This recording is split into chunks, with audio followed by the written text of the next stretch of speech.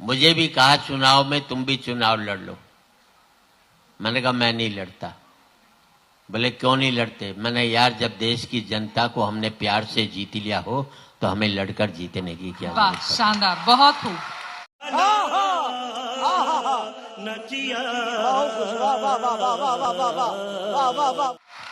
हम कलाकार लोग तो प्यार से जीतते हैं, हमें लड़कर जीतने की कोई जरूरत नहीं। और कुछ भी कर लो, इस देश में सत्ता बदलती है, व्यवस्था नहीं बदलती। चेहरे बदलते हैं, चरित्र नहीं बदलता। मुखौटे बदलते हैं, मन नहीं बदलता।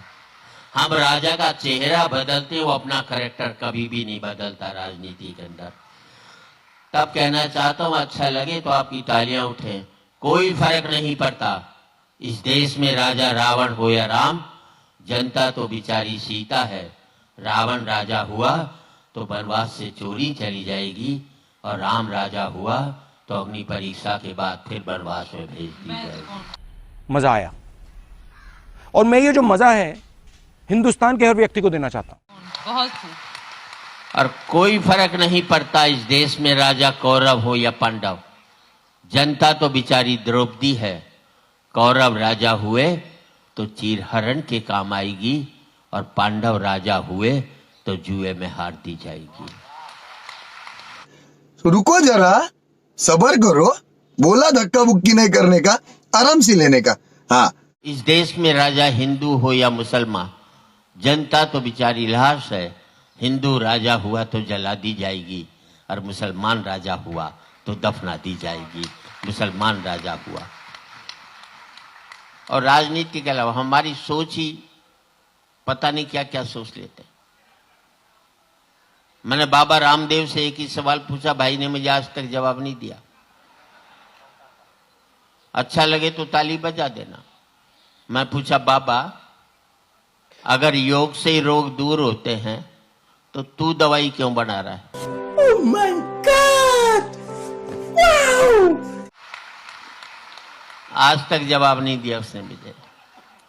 मैंने हजारे जी से सवाल पूछा कि दिल्ली में भ्रष्टाचार के खिलाफ नारे लगाए, वंदे मातरम, भारत मां की जय, तिरंगा झंडा।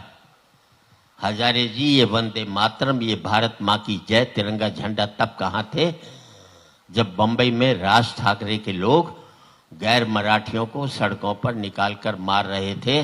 तब आपने आंदोलन खड़ा क्यों नहीं किया था? आपकी तालियां कमजोर हैं साहब।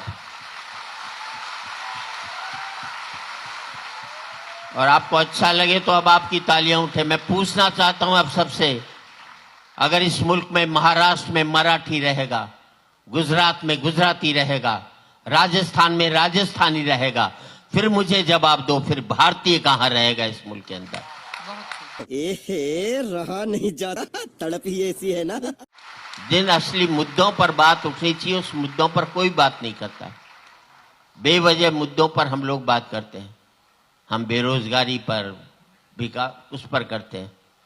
मैं तो मोदी जी से भी कहना चाहता हूं, एक बड़ी लड़ाई लड़ो पाकिस्तान से। आओ, आखिरी लड़ाई लड़ते हैं। तू अपने मुल्क की गरीबी पहले मिटाता है कि हम पहले मिटाते हैं? तू अपने मुल्क की बेरोजगारी पहले मिटाता है कि हम पहले मिटाते हैं? यार, हथियारों का खर्चा दोनों मुल्क का खत्म हो जाए तो कोई भी व्यक्ति इस मुल्क में गरीबी रेखा के नीचे नहीं रह सकता। सबको बहुत बेहतर जिंदगी जीने का मौका मिले। मर्दों वाला काम करके आया हूं। मौका मिले। एक सकारात्मक सोच हमारी खत्म हो। हम लोग नकारात्मक सोचते हैं। मुझे याद है 2 अफ्रीकन और 1 हरियाणा वाले तपस्या कर रहे, भगवान प्रसन्न हो गए। तीनों से कहा एक एक वर मांग लो।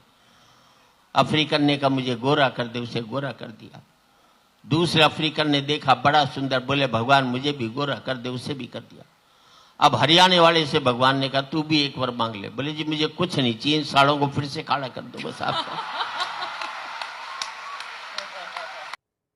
कट कर देना प्लीज। हम खुद नहीं तरक्की करना चाहते, हम चाहते हैं दूसरे कमजोर बनाए रहे। और हमारे यहाँ तो कहा जाता है शास्त्रों में, किसी काम पर निकलो और सामने से अर्थी निकल जाए तो कहते हैं बड़ा अच्छा शगुन है।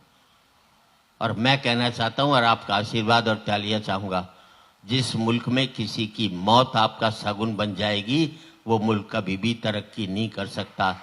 जिस दिन किसी का आंसू हमारा आंसू बनेगा, जिस दिन किसी की हंसी हमारी हंसी बनेगी, उस दिन आप देखेंगे एक सुनहरा भारत हमारे हाथों में। बहुत महत्वपूर्ण।